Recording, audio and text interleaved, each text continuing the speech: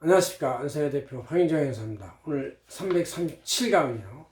배우자와 자녀 등 가족 간 징여 이런 문제를 한번 해보겠습니다. 이건 뭐 전번주에도 좀 약간 비슷하게 강의했는데, 특히 요새 이제 부동산이 자꾸 여러 가지 억제 대상이 되고 가격 폭등에 대한 문제가 있으니까 이제 이것저것 정부에서도 고민을 많이 해보는데, 그래서 이제 납세자들이 팔아도 양도세요 이제 이런 식이죠.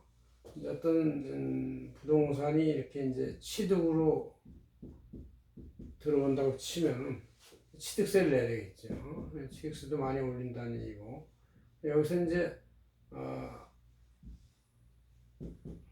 양도를 하는 방법이 있는데, 이게 양도세를 이제 중과가 있고 높게 하겠다. 그럼 할 수 없이 징여를 할 수도 있고, 직접 가는 것이 이제 상속, 돌아가실 때까지 상속을 하는 것인데, 이 보유하고 있을 때 이제 재산세하고 종부세를 이제 굉장히 강하게 부과하고, 일단 들어온 부동산이 양도도 중과 징여세도 만만치 않고 상속도, 그래서 이제 그나마 징여세가 이제 물론 이제 징여 취득할 때 취득세를 또 중과한다는 얘기를 하고 있는데, 이러다 보니까 진퇴양난의 국면이다. 그 진퇴양난의 국면 중에서 그래도 제일 나은 게 뭐냐, 그냥 보유하다가 상속으로 가는 것일 수도 있는데, 상속으로 가서 금액이 너무 커지면 다단계 누진세에서 높은 세율을 맞게 되니까 이거를 잘게 잘라가지고 낮은 세율로 계속 적용받게 하는 것이 이제 사전징여다, 그런 얘기죠. 사전징여에 대해서 이제 이렇게 일을 하는 것인데, 이것은 우리 안세쟁전을 7월 22일자 표지에다 이렇게 잘 나와 있는 것입니다. 한번 찰칵하시고요. 예. 이걸 제가 이렇게 뽑았으니까 한번 봅시다. 첫째, 자녀와 배우자 간의 징여에 대한 여러 가지 주의점, 요령은, 이제 첫째 먼저, 징여세는 이제 각각 그 수중자비를 따로따로 분리가세 하니까, 그리고면서도 다단계 누진세율을 다 적용하니까 잘게 자르는 상태에서 다단계 누진세율을 적용하니까 여러 단계의 여러 명한테 낮은 세율이 다 적용된다 이거죠. 그래서 여러 명한테 가족이 균분될수록 각자 낮은 다단계 수준을 여러 번 혜택을 받을 수가 있다. 이렇게 징여세가 이제 낮아질 수가 있다, 그런 얘기죠. 그럼 이제 징여재산은 10년 단위 합산되는 것이죠. 10년 단위로 이제 이렇게 끊어가지고, 그러니까 10년 단위로 다시 세율 10%부터 시작해 본다는 얘기고, 다시 5천만 원 공제나 이런 배우자 공제를 적용한다, 이런 얘기예요. 10년 단위 적용하기 때문에 이제 그 이상 된 것은 합산되지 않으니까 어쨌든 된다. 징여공제액에서 이제 배우자한테는 10년 단위로 6억 원이고 자녀한테는 5천만 원인데, 배우자한테는 이제 6억 원이라는 얘기는 이제 10년 단위니까 1년으로 치면 6천만 원 정도, 그러니까 어떤 사람이 연봉 1억 원을 반씩 배분하는 것과 비슷한 효과가 있어요. 그래서 그런 10년 단위의 어떤 다단계들에서 10% 활용을 하고, 그 다음에 5천만 원 공제나 6억 원 공제를 활용할 수가 있다, 는 얘기죠.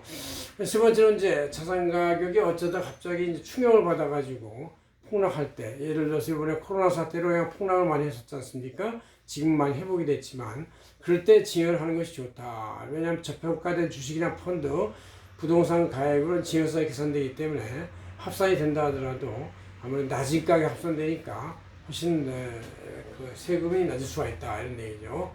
네 번째로 차이나 어떤 차입금, 전세금이 있는 경우는 부담부 징여를 하는데, 전세금 차입금도 해당액을 갖다가 부담부 징여로 계산하니까 훨씬 더 세금이 낮죠. 왜냐하면 하나의 징여가액이 이렇게 있을 때 이거를 반 작아가지고 부담부 징여하면, 이것은 이제 양도를 보지만 어쨌든 다단계 누진세율에 높은 세율을 적용받을 것을 짜게 가지고 양도를 보고, 또 요거는 또 짜게 해서 징여를 하니까 이 낮은 세율 구간은 두 개나 적용할 수가 있다, 이런 얘기가 되는 것이죠. 그래서 나름대로 의미가 있는 전략이 된다. 그래서 이런 차입금과 전세금을 차감한 나머지 금액에 대해서는 징여세가 되고, 그 전세 해당액은 부담부 징여를 해가지고 양도세를 과세하면 되는 것이다, 는 얘기죠. 그 다음에 징여를 할 때 부부는 합산을 해요. 직계전비속한테, 자녀한테. 근데 다른 조부모나 이런 다른 조부모는 또 별도로 합산을 하고, 두 개의 계산 단위가 있기 때문에 아무래도 할아버지나 이제 이런 할머니 쪽에서의 증여가 있으면 어머니 증여하고 다 합산하는 게 아니라 증여 공제액은 하나로 보지만 이 계산 단위는 따로 보기 때문에 세율을 낮게 적용받는 것으로 두 번이나 할 수 있다. 물론 이제 할아버지가 자녀한테 손자한테 증여하는 건 별로 없겠지만 그래도 한번 활용해 볼 가치가 있다는 얘기죠.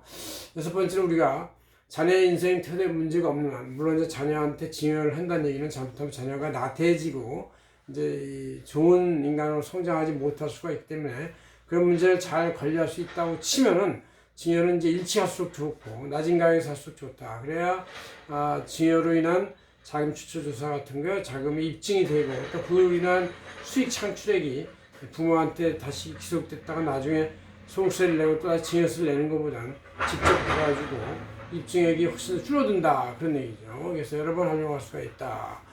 그러나 자녀의 미래 인생 태도에 영향을 줄 정도의 그런 개념이 된다면 굉장히 신중히 생각해야 되겠다. 그렇게 볼 수 있습니다. 고맙습니다. 안세현 대표 박윤정 회사입니다.